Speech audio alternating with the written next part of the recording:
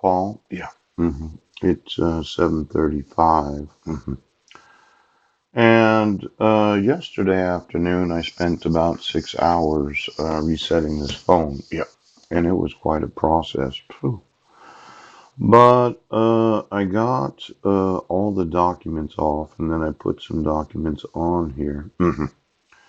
And I thought it was important because this phone was full of documents. In fact, when I think of the number of documents that I have in the Hotmail drive, yeah, two Outlook drives, yes, and then each of the Gmail drives, right, and every Gmail drive I've had, and then there's the documents in the Yahoo accounts, yes, and then the Paul Heidi 2300 Yahoo that was closed that I couldn't open, yes. You know, it's somewhat amazing to me that law enforcement really doesn't think that it's against the law to violate the rights of American citizens. Yes. I think it's just tremendous. Now, I'm probably going to rewrite the email today. Yes. And I'm thinking I need to go through every drive and put a drive link in the email of every document and every email that I've emailed. Yes.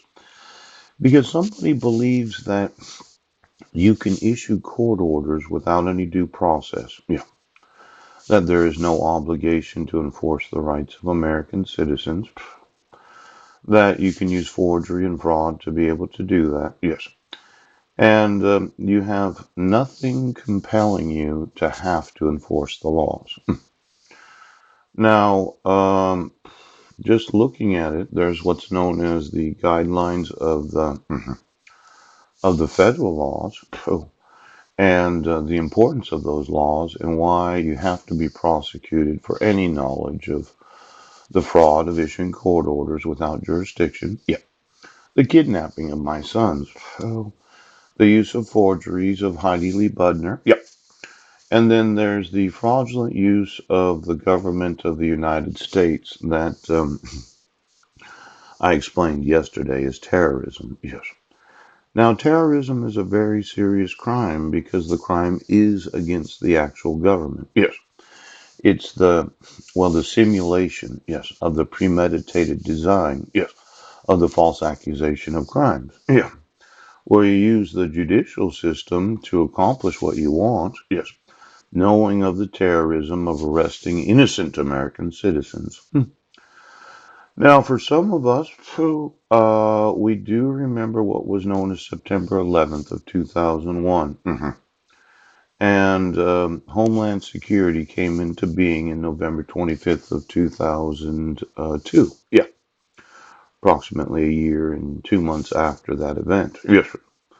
But there was a piece of legislation that I thought was very important because I was a financial consultant at the time.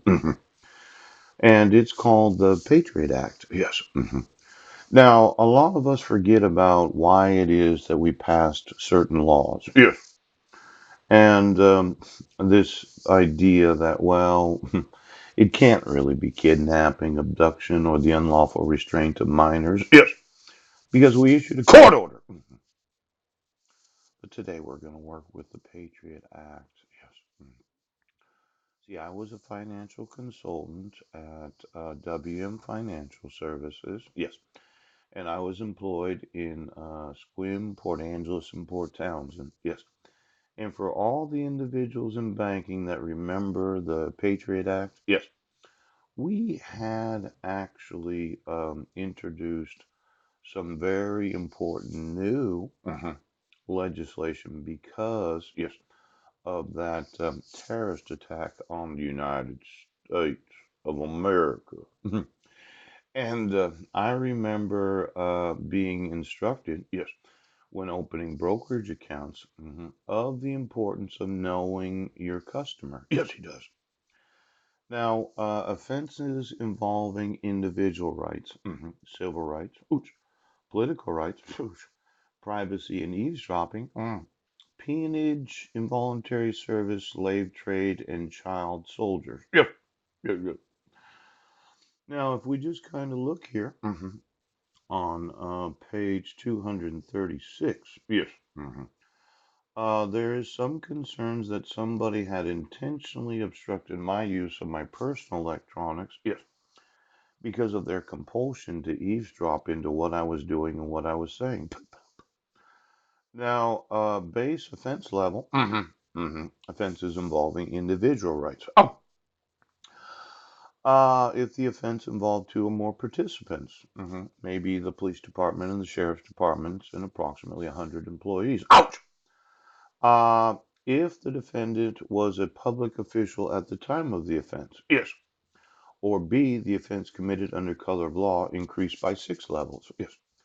Now, I think this is going to be very, very important to every oath of office. Yes.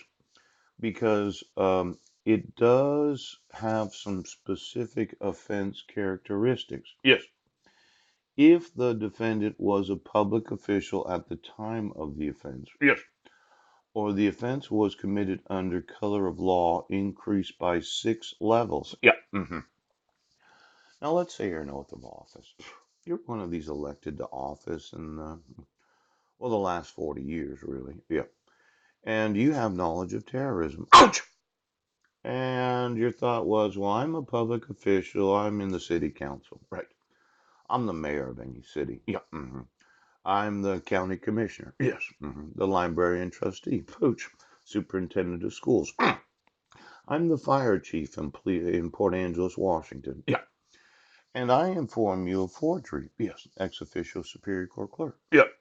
I informed you that my civil rights are violated when issuing court orders. Yes. I informed you. Yes. That the petitioner didn't sign it. And she didn't have, well, you didn't have the right to fill out the LEIS because you didn't have jurisdiction when issuing it. Yeah.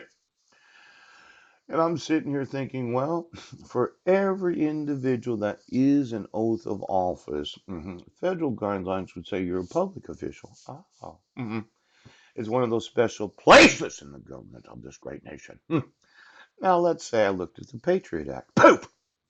And I thought, well, for every individual in banking, yes, all of those brokerages throughout the nation, yes, and each and every corporation that was informed of the requirements of the Patriot Act, yes, it could be that you're getting sued today for any knowledge of terrorism. Oh. Now, I know you thought when I woke up today I'd be happy about having to reset this phone because the family right now.